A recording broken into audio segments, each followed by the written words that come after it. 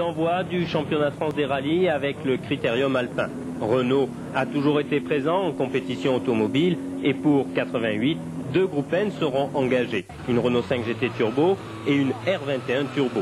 Elles porteront les couleurs du réseau Renault France qui démontre ainsi tout l'intérêt qu'il porte à la compétition routière.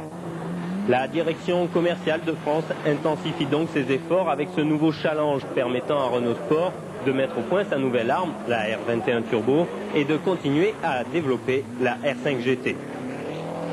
Je suis un peu surpris par les performances quand même. C'est très agile, il y a un freinage exceptionnel. Je suis agréablement surpris. Pour Alain Oreille, pas de problème. Sur l'autre voiture, on essaye différents réglages et on travaille pour trouver le meilleur compromis. En tête, la bagarre fait rage entre la Ford de Didier Auriol et la BMW de Bernard Béguin.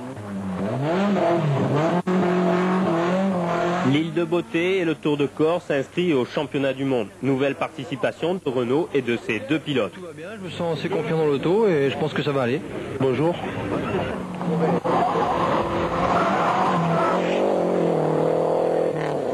Une grosse attaque pour nos deux champions qui, sur des routes difficiles, prouvent l'excellent comportement sportif de leur Renault.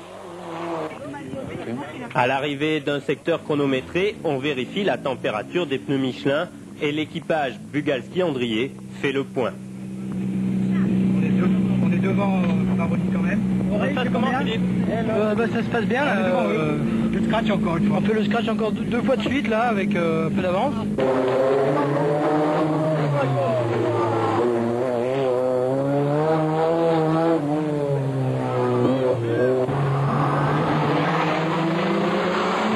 Scratch devant la Ford Cosworth, c'est encourageant pour un début, mais...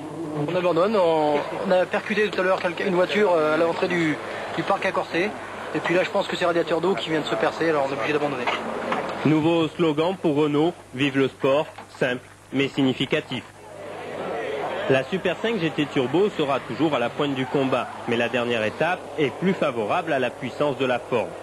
Alain Oreille devra s'incliner pour une poignée de secondes. À Porto, Yves Loubet et sa Lancia, retardés par des problèmes mécaniques, laissent la victoire à la Ford de Didier Auriol, qui récidivera quelques semaines plus tard au rallye du Rouergue.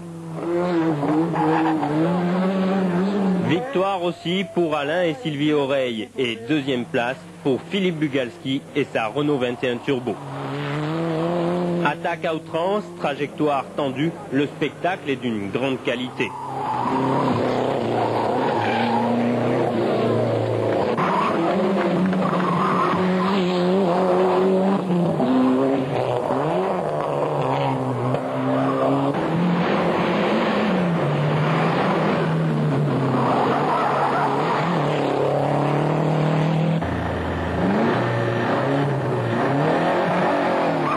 Superbe duel, fort équilibré puisque l'écart se compte toujours sur les doigts d'une main. Au rallye des Garrigues, la passation de pouvoir a lieu et la R21 prend l'avantage sur la Renault 5.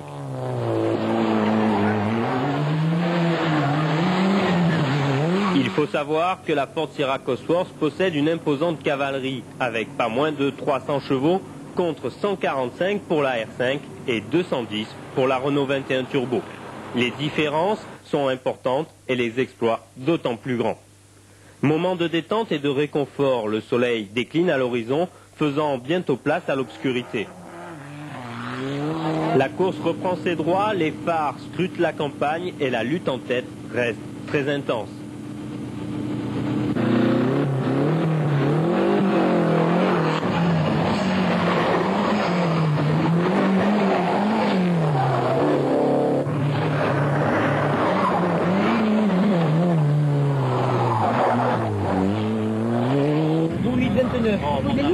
Comment ça s'est passé, Alain? Bien, un peu tendu, mais je pense que c'était... Mais Baroni, j'ai vu ses phares, normalement, il m'en remet. Alain Oreille avait raison, la Ford, deux fois plus puissante, n'était pas loin.